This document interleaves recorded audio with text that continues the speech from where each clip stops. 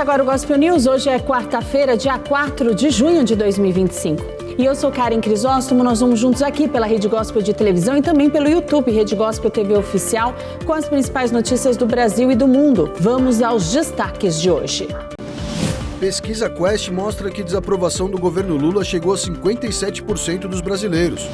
Alexandre de Moraes determina a prisão preventiva de Carla Zambelli após deputada deixar o país. Brasília confirma caso de gripe aviária em zoológico. Corpo de empresário é encontrado dentro de buraco em obras da Zona Sul de São Paulo. E veja também os preparativos da seleção brasileira. Essas e outras notícias do Brasil e do mundo você vê agora no Gospel News. Boa noite. A pesquisa Quest mostrou hoje que a desaprovação do presidente Lula chegou a 57% dos eleitores brasileiros. Esse é o pior índice desde o início do mandato dele em 2023. A nova pesquisa Quest, divulgada nesta quarta-feira, mostrou que a imagem do presidente Lula continua ruim em todo o território brasileiro. A alta da inflação, que reflete no bolso dos consumidores, e os recentes escândalos de corrupção são os principais motivos para a alta da desaprovação. Segundo a pesquisa, a desaprovação do governo chegou a 57% dos eleitores brasileiros. A aprovação da gestão, consequentemente, caiu e chegou a 40%. Esse é o menor índice desde o início do mandato. O levantamento aponta que, pela primeira vez, os católicos desaprovam o governo mais do que aprovam. Entre os evangélicos, 66% desaprovam a gestão de Lula. Além disso, a Quest mostrou também que entre os eleitores mais pobres houve uma oscilação para baixo. Os entrevistados também foram questionados sobre o escândalo do INSS e o aumento no imposto sobre operações financeiras. Para 31%, o governo Lula é o principal responsável pelo desvio de dinheiro de aposentados e pensionistas. Sobre o IOF, 50% dizem que o governo errou ao manter o aumento para a compra de dólares. Na região sudeste do país, os resultados são ainda piores. O levantamento mostrou que a desaprovação de Lula chegou a 64%. O levantamento da Quest divulgado nesta quarta-feira questionou aos eleitores como eles avaliam o governo Lula no geral. De todos os entrevistados de 16 anos ou mais em todo o Brasil, quase 50% vê o governo como negativo. Em meio à alta desaprovação do governo, o presidente Lula desembarcou na França para participar de um evento de preservação ambiental e também de um encontro entre líderes do Mercosul e União Europeia. Com preservação ambiental e o acordo entre Mercosul e União Europeia na pauta da viagem, Lula terá compromissos em Paris com o presidente francês Emmanuel Macron, receberá homenagens e se encontrará com empresários. O presidente ainda participará da Conferência das Nações Unidas sobre os Oceanos, em Nice, e visitará a Interpol em Lyon. A Interpol atualmente é comandada pelo brasileiro Valdeci Urquiza, delegado da Polícia Federal. A viagem de Lula é a primeira visita de Estado de um presidente brasileiro à França desde 2012 e reforça a proximidade política do petista com Macron, que no ano passado esteve no Brasil. Antes de entrar no avião, Lula afirmou que deseja tratar com Macron o andamento das negociações para implementar o acordo comercial entre Mercosul e União Europeia.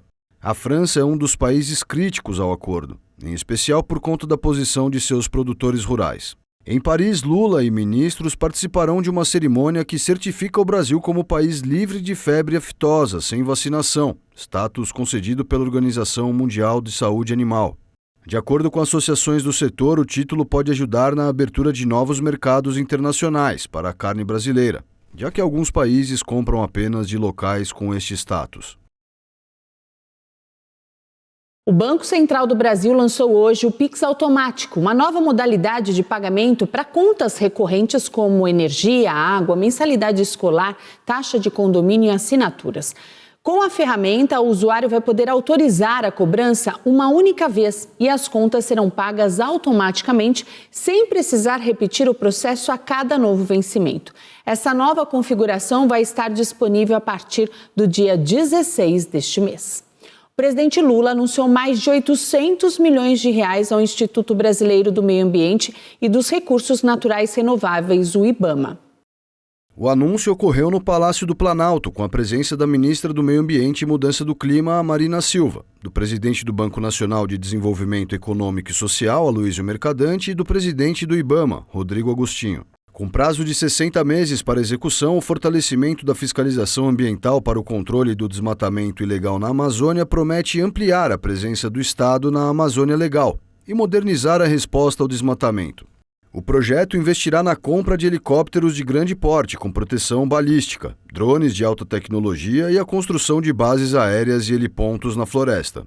O projeto também inclui a instalação de um centro de treinamento, bases móveis de fiscalização, depósitos para bens apreendidos e novos sistemas digitais para monitoramento ambiental e aplicação de sanções. A iniciativa prevê o uso de inteligência artificial para a autuação remota e o fortalecimento da gestão institucional do IBAMA. Segundo Aloísio Mercadante, o apoio financeiro reafirma o compromisso do governo federal com o cumprimento das metas ambientais e com a construção de um modelo de desenvolvimento com base no uso racional dos recursos naturais e na legalidade. O presidente Lula sancionou o projeto que amplia em 20% para 30% o percentual de cotas para pessoas negras em concursos públicos do governo federal. O texto aprovado pelo Congresso Nacional prevê cotas em cursos públicos federais em autarquias, fundações públicas, empresas públicas ou sociedades de economia mista. Segundo o texto, candidatos que se autodeclararem pretos ou pardos poderão concorrer tanto pelas vagas reservadas quanto pelas de ampla concorrência. A Procuradoria-Geral da República pediu a prisão preventiva da deputada federal Carla Zambelli. Isso ocorreu após a parlamentar anunciar que havia saído do Brasil em busca de tratamento. E hoje à tarde, o ministro do Supremo Tribunal Federal, Alexandre de Moraes, determinou a prisão preventiva da deputada, os passaportes e até as redes sociais dela. Zambelli foi condenada por unanimidade pela primeira turma do Supremo Tribunal Federal a 10 anos de prisão pela invasão de sistemas do Conselho Nacional de Justiça. Segundo o texto da PGR, não se trata de antecipação do cumprimento da pena aplicada à ré, mas de imposição de prisão cautelar, de natureza distinta da prisão definitiva, com o fim de assegurar a devida aplicação da lei penal. Para a PGR, a deputada deve ser considerada foragida, por ter se evadido para outro país e anunciado publicamente sua permanência na Europa e a transgressão da decisão condenatória, proferida pela mais alta corte do país. Em 2023, Zambelli chegou a ter o passaporte apreendido durante as investigações, mas o documento foi devolvido e ela não tinha restrições para deixar o país. No último dia 25, ela deixou o Brasil pela fronteira com a Argentina e se dirigiu para Buenos Aires, de onde voou para os Estados Unidos. Na tarde desta quarta-feira, o ministro do Supremo Tribunal Federal, Alexandre de Moraes, determinou a prisão da deputada. Além disso, o ministro determinou o bloqueio dos passaportes, bloqueio de salários e outras verbas, bloqueio de veículos e bloqueio dos canais e perfis em redes sociais.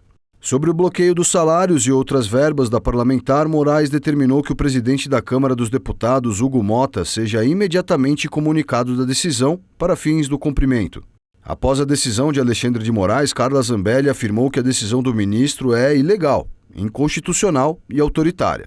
Na nota, a deputada também questiona o fato de Moraes ter decidido de forma monocrática. Ela afirmou que vai denunciar o abuso, a perseguição e a escalada autoritária em todos os fóruns internacionais possíveis. Além da ação em que foi condenada, Zambelli é alvo de outras investigações no STF e na Justiça Eleitoral. A parlamentar é ré em uma ação penal no STF por porte ilegal de arma e constrangimento ilegal.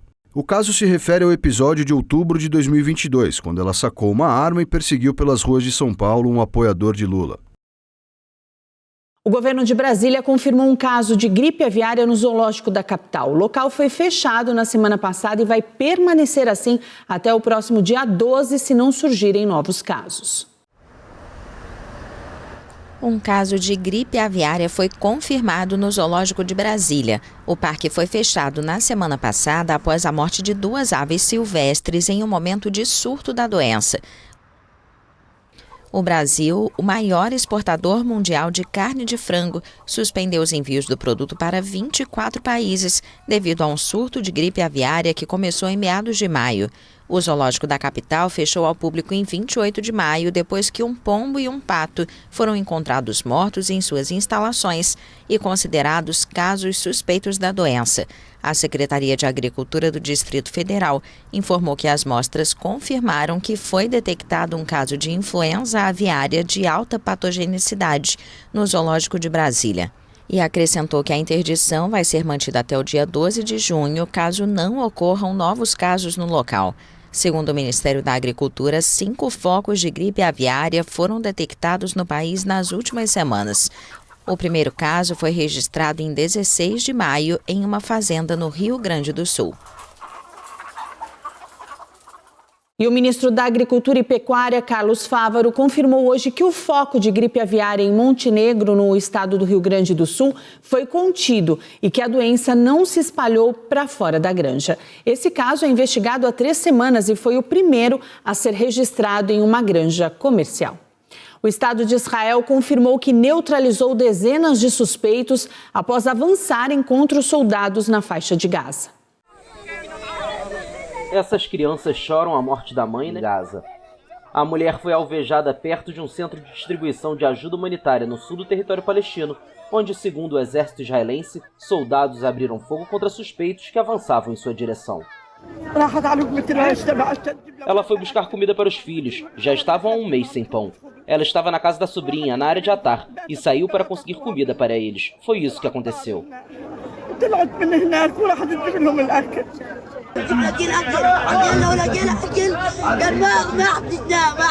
Precisamos de comida. Se tivéssemos comida, não precisaríamos nem dos americanos nem de Israel. Eles não nos deram segurança nem por 1 minuto, nem um único minuto. Ela não foi a única vítima. Cerca de 30 mortos por disparos israelenses na região, além de mais de 90 feridos. O alto comissário da ONU para os Direitos Humanos, Volker Turk, classificou esses ataques como crimes de guerra, 2 dias depois de uma tragédia semelhante no mesmo local, que deixou 31 mortos e 176 feridos, segundo os serviços de emergência de Gaza. A obstrução intencional do acesso a alimentos e outros suprimentos essenciais à vida de civis pode constituir um crime de guerra. Por meio de um porta-voz, o secretário-geral das Nações Unidas, Antônio Guterres, também condenou o que classificou como inaceitável morte de palestinos que buscavam alimentos em Gaza. O incidente ocorreu próximo a um centro de ajuda gerido pela Fundação Humanitária de Gaza, que começou a operar há pouco mais de uma semana, com o apoio dos Estados Unidos e de Israel. A ONU se recusa a trabalhar com a organização por dúvidas quanto aos seus procedimentos e neutralidade. A fundação nomeou como novo presidente o líder evangélico de direita Johnny Moore, que já assessorou o presidente americano Donald Trump em questões de liberdade religiosa. O exército de Israel afirmou estar investigando o incidente e declarou que não são eles, mas sim o grupo islamista Hamas, que impede os moradores de Gaza de acessar os centros de distribuição de ajuda. Por sua vez, a Casa Branca afirmou estar verificando a veracidade dos relatos sobre os disparos. E a entrega de ajuda humanitária foi suspensa em todo o território palestino nesta quarta-feira. A Fundação Humanitária para Gaza afirmou que quer pressionar Israel a aumentar a segurança dos palestinos nos pontos de distribuição de comida. O novo processo de distribuição de ajuda opera apenas a partir de 3 pontos para atender mais de 2 milhões de pessoas em Gaza. Mas a propaganda dos terroristas avança ao redor do mundo e não reflete a realidade. E para falar sobre as recentes ações, o major da ativa das Forças de Defesa de Israel, Rafael Rosenstein, conversou com a nossa equipe e mostrou a verdade sobre o que está acontecendo na faixa de Gaza. Mais uma vez, a mídia internacional caiu uma mentira do Hamas. E a mídia brasileira foi atrás sem checar os fatos. E nós não vamos nos calar em relação a essas mentiras. Vejam até o final. Recentemente foi noticiado que 31 palestinos morreram num suposto bombardeio israelense perto de uma zona de ajuda humanitária em Gaza. Manchetes, indignações, condenações a Israel.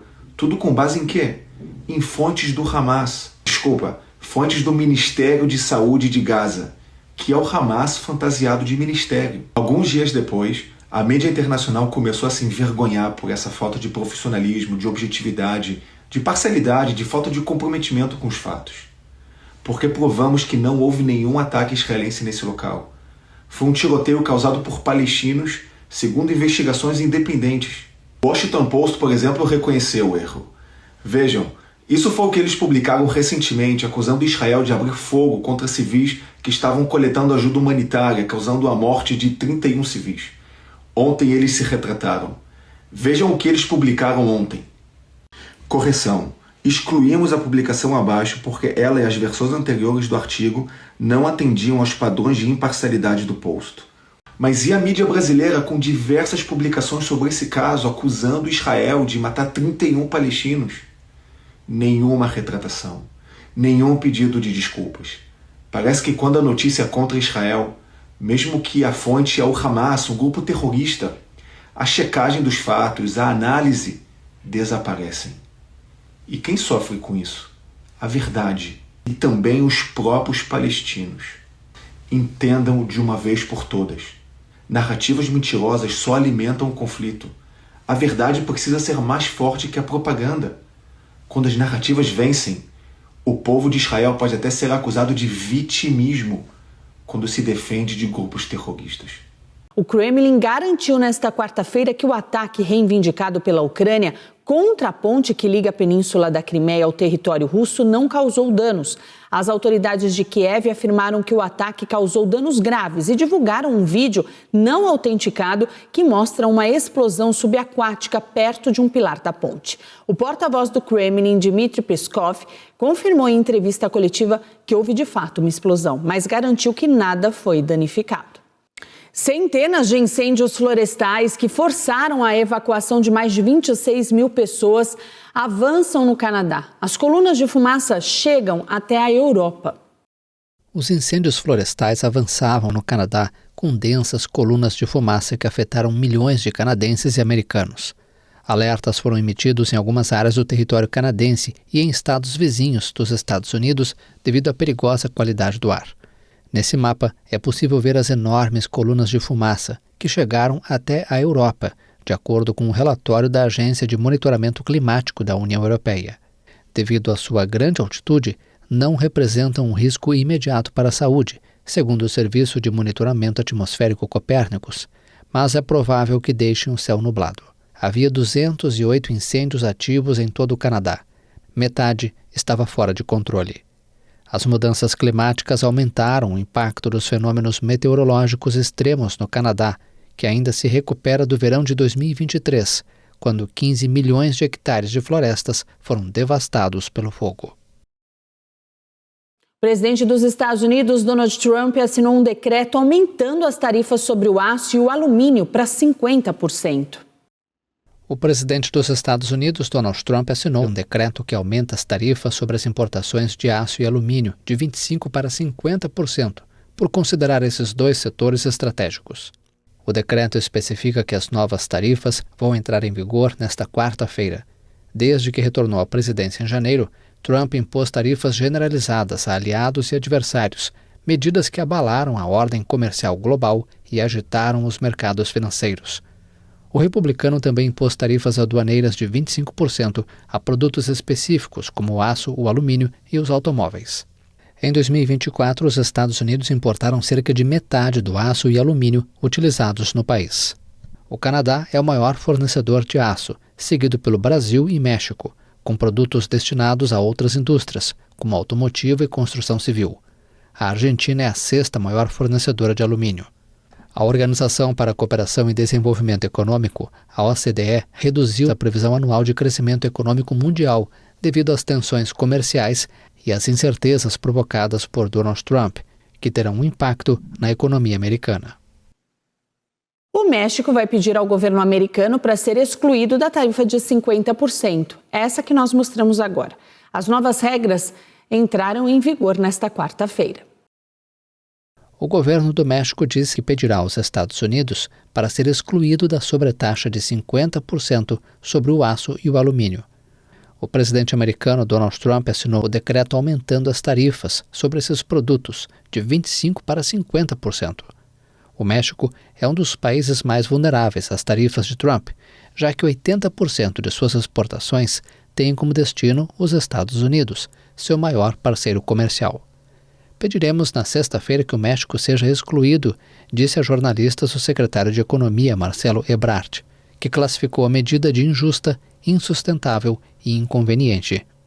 No encerramento de 2024, os Estados Unidos registravam um superávit em relação ao país vizinho de 2,4 milhões de toneladas de aço, segundo dados da indústria.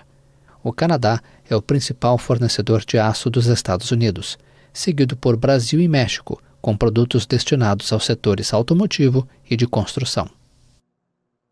E no próximo bloco, o corpo de empresário é encontrado dentro de buraco em obra na Zona Sul de São Paulo. E a Alesp reforça a segurança após ameaça de morte a deputadas.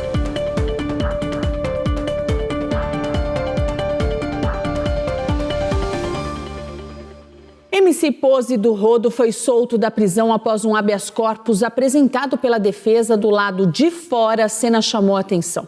Milhares de fãs estavam na porta do presídio Bangu 3 à espera do artista. Uma multidão de fãs comemorou a libertação do funkeiro Marlon Brando Coelho Couto Silva, popularmente conhecido como MC Pose do Rodo. O artista estava há 5 dias no presídio Bangu 3, complexo penitenciário de Jericinó, no Rio de Janeiro. Do lado de fora da cadeia, a esposa e influenciadora Viviane Noronha e outras figuras da cena do funk o aguardavam. Com metade do corpo para fora de um carro com teto solar, o pitbull do funk interagia com os fãs, que organizaram uma espécie de carreata improvisada para comemorar o habeas corpus concedido. De acordo com a Agência Brasil, tumultos foram registrados antes da soltura, levando policiais militares a usar gás de pimenta para dispersar a multidão.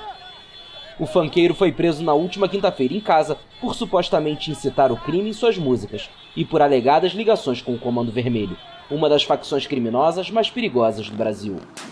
As investigações, segundo a polícia, constataram que o cantor fazia shows exclusivamente em áreas controladas pelo grupo, com a presença ostensiva de criminosos armados, para garantir a segurança do artista e do evento. O servidor público Carlos Fábio Mendonça de Araújo, que estava internado após ser agredido por policiais, morreu em Fortaleza. De acordo com a família, ele entrou em surto por acreditar que estava sendo perseguido. O servidor público Carlos Fábio Mendonça de Araújo, de 37 anos, faleceu nessa última sexta-feira em Fortaleza, após quase 4 meses internado. Ele estava hospitalizado em decorrência dos ferimentos que sofreu durante uma intervenção policial, enquanto estava em surto psicótico. O episódio aconteceu no dia 1º de fevereiro, no bairro Conjunto, Ceará. De acordo com a família, Carlos entrou em surto por acreditar que estava sendo perseguido. Ele saiu correndo pelas ruas do bairro e pulou em cima de um carro. Agrediu o condutor do veículo e o filho do homem. A polícia foi chamada para conter Carlos, que era lutador de artes marciais e não estava armado. Os policiais da Força Tática foram filmados, esmurrando, chutando e atirando contra o homem diversas vezes. A família afirma que o servidor foi atingido pelo menos 14 vezes por balas de borracha e ainda foi atingido por um tiro de arma de fogo em uma das pernas. Ele também teve o nariz quebrado durante o episódio. Após ficar imobilizado, Carlos foi colocado ensanguentado no porta-malas da viatura e levado à UPA do Conjunto Ceará, de onde foi enviado com emergência para o Hospital Instituto Dr. José Frota. Ele ficou internado em um hospital particular até falecer. Carlos Mendonça trabalhava nos Correios e era pai de 4 filhos. Ele praticava artes marciais e cursava uma faculdade de Direito. Conforme a família, ele tinha suspeita de esquizofrenia e já havia apresentado episódios de transtorno de identidade e mania de perseguição. O corpo de um empresário foi encontrado em um buraco de uma obra da Prefeitura na Zona Sul de São Paulo. A Polícia Civil trata o caso como morte suspeita e apura as circunstâncias do que aconteceu. A Polícia Civil de São Paulo suspeita que o empresário Adalberto Amarílio dos Santos Júnior, de 35 anos, foi colocado já morto dentro de um buraco em uma obra no Autódromo de Interlagos. Além do corpo, estavam no buraco o capacete usado por ele, o telefone celular, a aliança e a carteira com dinheiro e documentos, e não havia sinais de violência no corpo. A diretora do Departamento de Homicídios da Polícia Civil de São Paulo, Ivalda Aleixo, disse que Adalberto morreu cerca de 36 a 40 horas antes de ter sido encontrado. Segundo ela, tudo indica que ele foi colocado no buraco já sem vida. Na noite de sexta-feira, Adalberto tinha participado de um evento de experiências com motos no autódromo com um amigo e disse que em seguida buscaria seu carro no estacionamento do Autódromo de Interlagos. Depois disso, ele não foi mais visto. Em nota, a organização do evento informou que presta apoio à família e à investigação. Disse também que encaminhou imagens das câmeras de segurança de todos os portões de acesso ao evento. A polícia investiga o caso. A Assembleia Legislativa de São Paulo iniciou medidas para reforçar a segurança do local após as 24 deputadas da casa receberem ameaças. Um e-mail foi enviado no último sábado ameaçando as mulheres de morte e estupro. A Polícia Civil iniciou também uma investigação e identificou um suspeito de 28 anos. O celular e outros equipamentos do suspeito foram apreendidos para análise. Em nota oficial, a Alesp declarou que não vai tolerar ações criminosas e que as ameaças representam uma afronta ao Legislativo paulista. A terceira vara criminal federal de São Paulo condenou o humorista Léo Lins a 8 anos e 3 meses de prisão por piadas preconceituosas publicadas no canal dele no YouTube.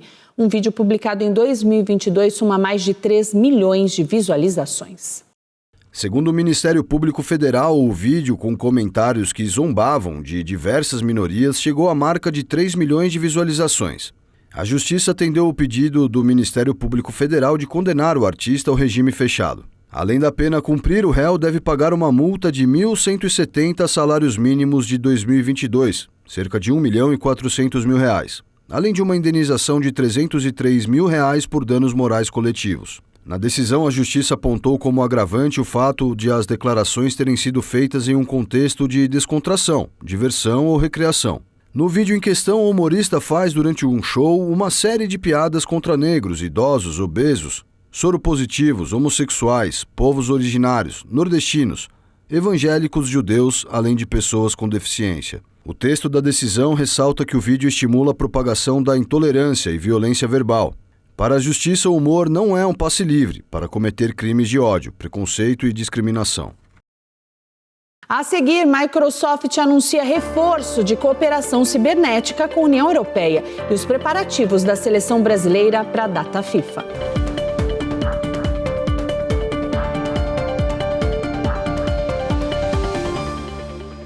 A Microsoft disse hoje que vai intensificar a cooperação com os governos europeus contra as ameaças cibernéticas. O objetivo é proporcionar inteligência em tempo real sobre ameaças aos governos. A gigante da tecnologia americana acusou os governos da Rússia, China, Irã e Coreia do Norte de estarem por trás do vazamento em redes informáticas europeias com fins de espionagem. O vice-presidente da Microsoft, Brad Smith, disse que a empresa detecta 600 milhões de ataques aos clientes todos os dias. E o zagueiro Marquinhos afirmou em entrevista coletiva que a chegada do técnico italiano Carlo Ancelotti à seleção traz a esperança de volta à equipe. A equipe brasileira se prepara para os jogos contra o Equador e Paraguai pelas eliminatórias da Copa do Mundo de 2026. A seleção brasileira segue se preparando para o confronto de quinta-feira contra o Equador em Guayaquil pelas eliminatórias para a Copa do Mundo de 2026. A partida vai marcar a estreia do novo treinador da Canarinho, o italiano Carlo Ancelotti. O zagueiro Marquinhos falou um pouco sobre as primeiras impressões do começo de trabalho do 5 vezes vencedor da Liga dos Campeões. O nosso treinador que a gente tem aqui hoje, ele já mostrou a força que ele tem, o que ele pode fazer dentro do futebol, a inteligência que ele tem. Então acho que foi isso realmente que a seleção foi buscar nele. O também zagueiro Alexandro, estreante na seleção, falou sobre a fase que se inicia sob o comando de Ancelotti. É nítido que estamos passando um momento um pouco delicado, mas pronto, é um novo ciclo agora, novo treinador, novos jogadores, e vamos fazer de tudo para mudar isso. Depois dos equatorianos em Guayaquil, a seleção brasileira volta para São Paulo, onde vai enfrentar o Paraguai no dia 10. O Brasil está na 4ª colocação das eliminatórias, 10 pontos atrás da líder e já classificada Argentina, além de Equador e Uruguai. A Colômbia tem 1 ponto a menos e ocupa a 6ª posição, a última que dá vaga direta na próxima Copa. E o Gospel News desta quarta-feira fica por aqui. Eu desejo a todos vocês uma ótima noite. Amanhã, quinta-feira, nós estamos de volta a partir das 7 com as principais notícias do Brasil e do mundo. E até lá, você fica muito bem informado acessando o YouTube TV Rede Gospel Oficial. Uma boa noite e até amanhã.